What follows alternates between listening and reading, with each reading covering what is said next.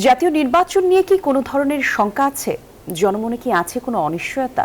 এমন প্রশ্নের সুনির্দিষ্ট উত্তর না মিললেও রাজনীতি সংশ্লিষ্টরা মনে করছেন জুলাই সনদ বাস্তবায়ন নিয়ে বিএনপি জামায়াতের দূরত্ব কমাতে হবে। আর না হলে জটিল হবে পরিস্থিতি, অনিশ্চিত হতে পারে আগামী সংসদ নির্বাচন। সংকট নিরসনে দুপক্ষকেই ছাড় দেওয়ার আহ্বান জানাচ্ছেন বিশ্লেষকরা। বলছেন সনদ বাস্তবায়নের প্রশ্নে গণভোট কিভাবে হবে তা স্পষ্ট করতে হবে। বিস্তারিত শাহ আলী জয়ের রিপোর্টে। ধন্যবাদ মনির হায়দার।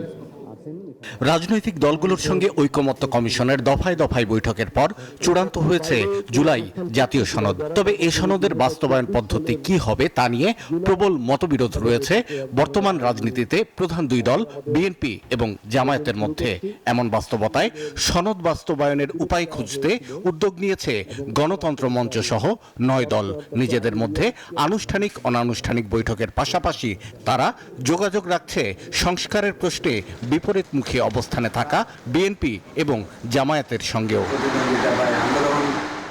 দলগুলো বলছে জুলাই সনদ নিয়ে সমঝোতা না হলে দেশ অনিশ্চিত পরিস্থিতির দিকে এগিয়ে যাবে। এই সমস্ত ক্ষেত্রে অনেক সময় দেখা যায় যে দেশে জরুরি অবস্থা হয়, রাজনৈতিক কার্যক্রম ব্যাহত হয়, ইভেন রাষ্ট্রের অস্তিত্ব সংকটের মুখোমুখি হতে পারে। এই প্রশ্নে দ্বিমত বা ভিন্নতা বাড়তে থাকলে নির্বাচনও ঝুঁকির মধ্যে পড়ে যেতে পারে। আর নির্বাচন ঝুঁকির মধ্যে পড়লে বাংলাদেশের তো বহুমাত্রিক, আপনি জানেন যে নিরাপত্তার ঝুঁকিটা বাড়ছে। বান্ডেল থাকলে প্রতি সেনমানিতে টাকা বাঁচবে। বিকাশ সেনমানি বান্ডেল কিনে জিতুন প্রতি লেনদেনে। একদিকে যখন রাষ্ট্র সংস্কারে রাজনৈতিক দলগুলোকে একমতে আনতে ঐকমত্য কমিশন কাজ করছে, অন্যদিকে রাজনৈতিক দাবিতে কয়েকটি দলের মাঠের কর্মসূচিও রয়েছে। এমন বৈপরীত্য থেকে বেরিয়ে আসা জরুরি বলে মনে করেন সমঝোতা প্রক্রিয়ায় অংশ নেয়া দলগুলোর নেতারা। যেভাবে বলা হচ্ছে পিআর না হলে নির্বাচন নয়, প্রথমত এটাও এক ধরনের জবরদস্তি। একটা দল, দুটো দল বা কয়েকটা দল মিলে আপনি তো গোটা দেশবাসী জনগণের উপরে তো আপনি এরকম একটা জিনিস কোনোভাবে আপনি চাপিয়ে দিতে পারেন না। যদি চাপিয়ে দেওয়া অব্যাহত রাখেন তাহলে বুঝতে হবে যে আপনি আসলে নির্বাচনটাকে হয়তো আপনি অনিশ্চিত জায়গায় নিয়ে যেতে চান কিনা। আমরা উচ্চকক্ষে পিআরের শর্তে কিন্তু নিম্নকক্ষে পিআরটাকে আমরা ছাড় দিয়েছি। তো এখন বিএনপি যদি এটা ছাড় না দেয় তাহলে এই জটিলতাটা কিন্তু একটু গভীর হবে। যদি উচ্চকক্ষের পিআরের ব্যাপারে বিএনপি ছাড় দেয় তাহলে আমরা সবাই মিলে তখন জামাতকে বা ইসলামী আন্দোলন বাংলাদেশকে তাদেরকে আমরা বোঝানোর চেষ্টা করব। জুলাই সনদে বেশ কিছু প্রস্তাবনায় ভিন্নমত বা নোট অব ডিসেন্ট আছে কয়েকটি রাজনৈতিক দলের।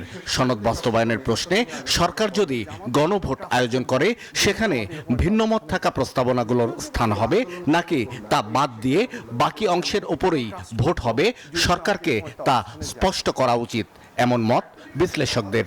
জিনিসটা কি এইরকম হবে যে জুলাই চার্টারটা পুরো পাশ হয়ে আসবে, নোট অফ ডিসেন্ট যেগুলো আছে সেগুলো বিএনপি যদি 2/3 নিয়ে সংসদে আসে তাহলে সে হচ্ছে তার মতো করে এটাকে বাস্তবায়ন করবে। আরেকটা হচ্ছে যে না, আমি বিএনপির নোট অফ ডিসেন্টটাকে আমলে নিচ্ছি না, আমার হচ্ছে গিয়ে জুলাই সনদটা নোট অফ ডিসেন্ট ছাড়া আমি রেফারেন্ডামে দিব।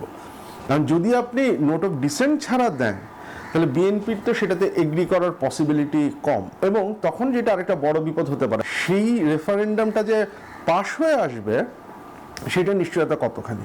বিশ্লেষক এবং রাজনীতিকদের মতে জুলাই সনদ বাস্তবায়নে জনগণের আকাঙ্ক্ষাকে সবচেয়ে বেশি গুরুত্ব দেওয়া উচিত সরকার এবং জাতীয় ঐকমত্য কমিশনের। শাহ আলী জয়, নিউজ 24, ঢাকা।